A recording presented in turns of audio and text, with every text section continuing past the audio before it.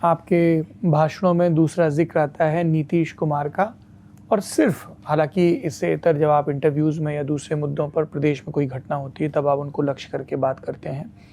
उसमें इनफैक्ट मुझे एक दिलचस्प ऑब्जर्वेशन ये दिखा कि जटिल अर्थशास्त्रीय मसलों को कैसे जनता का मसला बनाया जाए।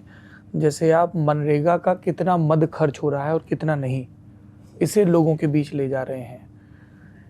पर इससे इतर भाषण में नीतीश कुमार का जिक्र नहीं होता है। कि आपको लगता है कि अब वो बिहार की पॉलिटिक्स में बिल्कुल रेलेवेंट नहीं रहे? नहीं, नीतीश जी देखिए बिहार के मुख्यमंत्री हैं, तो अगर मैं बिहार में कोई भी प्रयास करूंगा सामाजिक राजनीतिक, तो उसमें बिहार के मुख्यमंत्री होने के नाते उनका जिक्र होना ही है। लेकिन मैं बिल्कुल कैमरे पर कह रहा हूं, आपके सामने भी कह देता हूं, नीतीश कुमार के राजनीतिक पारी का ये अंतिम दौर चल रहा है। कितने दिन चलेगा, कितने महीने चलेगा, मैं ये नहीं जानता हूं, लेकिन लोकसभा के चुनाव तक शायद उनकी रेलेवेंस थोड़ी बहुत बची रहेगी। लोकसभा के चुनाव के बाद उनके दल के विघटन की एक औपचारिक शुरुआत हो जाएगी, और जदयू आज के फॉर्म में जिस तरह का दल है, ये दल आगे बचने वाला नहीं है। नीतीश कुमार जी ने अपनी विश्वसनीयता इतनी घटा ली है कि अब उनका और उनके दल का बचे रहना करीब करीब नामुमकिन है। ये बात मैं बिल्कुल, जितना मेरा राजनीतिक अनुभव उसके आधार पर कह रहा हूँ। मैंने नीतीश जी के साथ काम किया है। कई लोग ये सवाल भी करते हैं कि आप ही ने तो उनकी मदद की थी 14-15 में। तो मैं उनको ये बताता हूँ कि 14-15 के नीतीश कुमार में और 22-23 के नीतीश कुमार में जमीन आसमान का फ़र्क है। क्या फ़र्क? 14-15 में जिस नीतीश कुमार की हमने मदद की थी, उनका नाम था सुशासन बाबू, और बिहार का एक बड़ा वर्ग ऐसा मानता था कि 2005 से लेकर 12-13 के दौर में नीतीश कुमार ने बिहार को सुधारने की दिशा में कुछ प्रयास किए थे। बहुत सुधार नहीं हुआ था, लेकिन शुरुआत एक हुई थी। उस नीतीश कुमार की मदद की गई थी, क्योंकि मुझे कोई बिहार की राजनीति में कभी दिलचस्पी नहीं रही है। मैं तो, जब नीतीश जी मेरे से मिलने आए 2014 नवंबर में दिल्ली में, नीतीश जी की पार्टी चुनाव हार गई थी। उन्होंने अपना पद छोड़ दिया था और मांझी जी को मुख्यमंत्री बनाया था। नीतीश जी को किसी ने बताया कि नरेंद्र मोदी का 14 का जो अभियान चलाया है वो लड़का बिहार का है।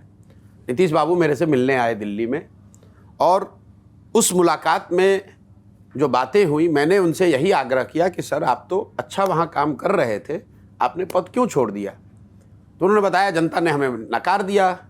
तो मेरा तर्क ये था कि भाई जनता ने तो आपको लोकसभा में हराया है, आपको मुख्यमंत्री पद से तो हटाया नहीं है, और लोकतंत्र में आपको ये अधिकार भी नहीं है कि आप मुख्यमंत्री हैं, आप अपने हट कर जिसको मन है उसको बना दीजिए। तो आप वापस आइए, आपका जो दायित्व है उसको पूरा कीजिए, और जहाँ तक चुनाव की बात है उसमें जो मदद हम लोग कर सकते हैं वो मदद करेंगे।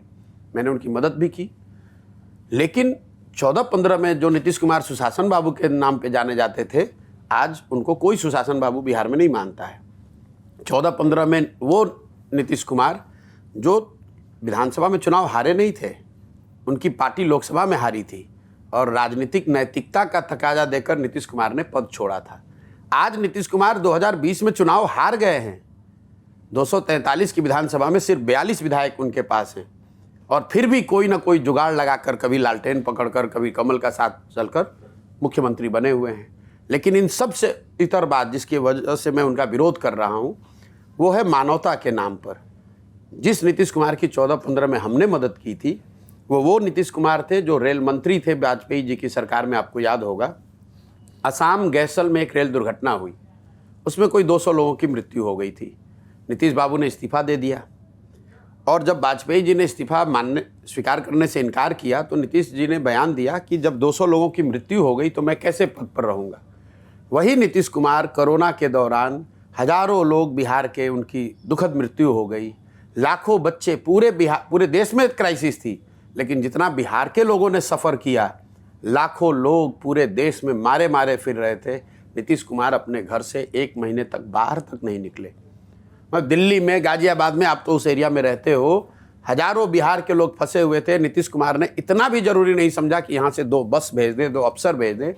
तो ऐसे आदमी, अब उस नीतीश कुमार का विरोध कर रहा हूँ, न जिसमें राजनीतिक नैतिकता बची है, न जिसमें प्रशासनिक काम करने की कुशलता बची है, और न जिसमें मानवता का कोई अंश रह गया है। यहाँ शराबबंदी लागू उन्होंने किया है, जहरीली शराब से लोग पीकर मरते हैं। भाई साहब अपने पॉकेट में हाथ डाल के विधानसभा में खड़ा होकर कह रहे हैं जो पिएगा वो मरेगा। बताइए, आप राज्य के मुखिया हैं, अगर किसी ने अपनी गलती की, उसकी कुछ दुखद मृत्यु हो गई, तो राज्य के मुखिया होने के नाते आपको सांत्वना देनी चाहिए, आपको अच्छी बात कहनी चाहिए, उसकी मदद करनी चाहिए। आप हंस रहे हैं कि जो पिएगा वो मरेगा, तो उस नीतीश कुमार का विरोध होना चाहिए या नहीं होना चाहिए? इसीलिए उनका विरोध कर रहे हैं।